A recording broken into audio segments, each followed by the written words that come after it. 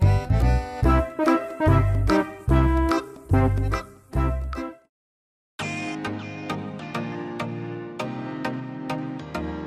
các em, hôm nay chị Bibi sẽ hướng dẫn chúng mình chơi trò chơi với đất lặng nhé.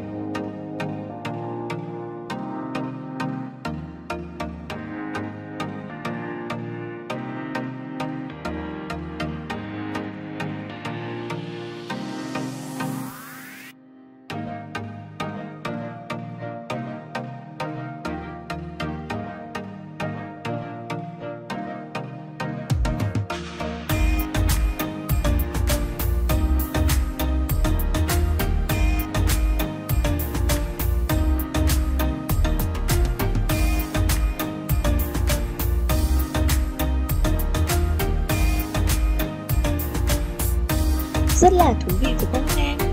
Các em nhớ nhấn like và đăng ký kênh để đón xem những video tiếp theo nhé!